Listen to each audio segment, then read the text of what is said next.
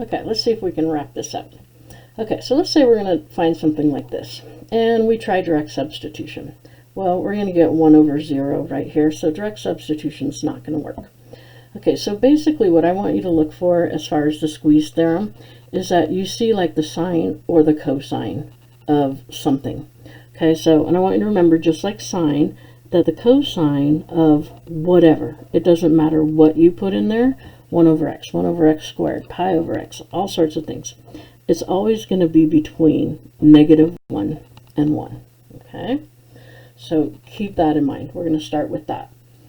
Okay, another thing to make sure that you're paying attention to is when we set this up as an inequality, it's always important to either assume or to say that that's greater than or equal to 0, because if it was less than 0, it would turn our inequalities all around. Okay, so let's just start out with this basic idea right here, that we know that -1 is less than or equal to the cosine of 1 over x, and that is less than or equal to +1. Okay, and we're going to go ahead and we're assuming that.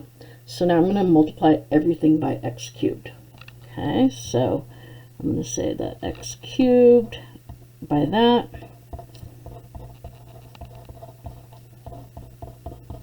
and an x cubed over here. Okay, so now you're going to just notice, same old, it's just very repetitive. Okay, so if I do this, and then I'm going to do this,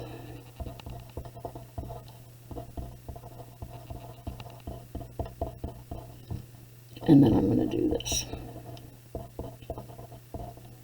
So basically, it's like you're almost doing a proof every single time. Sometimes they'll give you the answer and they'll say prove this. It just means go through all of this. Well, if I do direct substitution there, I'm just going to get 0.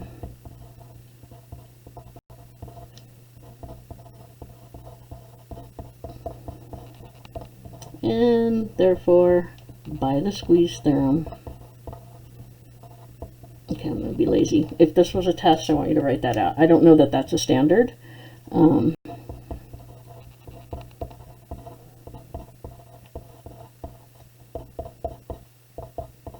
And you're always going to see that they're going to be very simplistic for right now. Okay, now let me show you one more that looks pretty difficult, and this will be the last one. Okay, so let's say that we are asked to find the limit as x approaches 0 of x squared e to the sine of 1 over x. Okay, that looks pretty yucky. And if we try to do direct substitution, we're going to get the sine of 1 over 0. We can't do that. Okay, so I want you to always look for the sine or cosine of something that direct substitution won't work for, and that's going to tell you, let's use the squeeze theorem. Okay, so I'm going to start with this right here. Okay, so I'm going to say -1 is less than or equal to the sine of 1 over x, which is less than or equal to 1. Okay, so now I'm just going to exponentiate it. So I'm going to say e to the -1 is less than or equal to e to the sine of 1 over x, which is less than or equal to e to the 1. Okay, now I'm going to multiply everything by x squared, because I want it to look like this over here. So this is going to be x squared over e, and I just moved the e down because of the negative exponent. And again, I'm proving what I'm doing. That's why it's taking all of these steps. Oops, x squared e.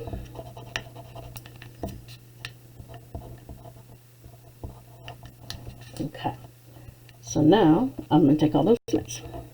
Okay, so limit as x approaches 0.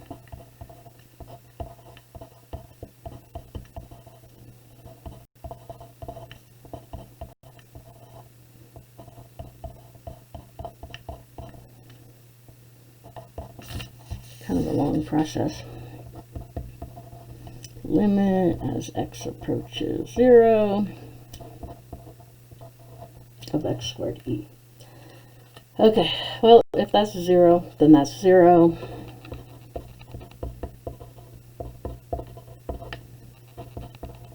And you guys can see the pattern that we're getting because we keep doing it over and over again. And then we're going to say, therefore, by the squeeze theorem,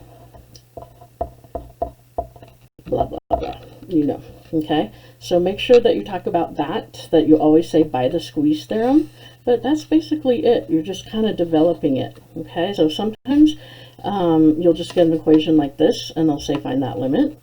And then sometimes they'll give you that, and they'll tell you that it equals 0, and they say prove that. And if they say to prove that, then you're just going to do this stuff over here, okay? Always make sure that you're checking that whatever we're multiplying by is greater than or equal to 0, just because if it was less than 0, and we multiply by a negative, that flips all these inequalities around. Not going to really change anything, but technically it's just a more correct way to do that.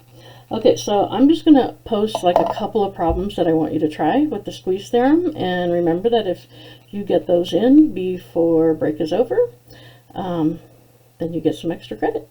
Yay! All right, see you guys.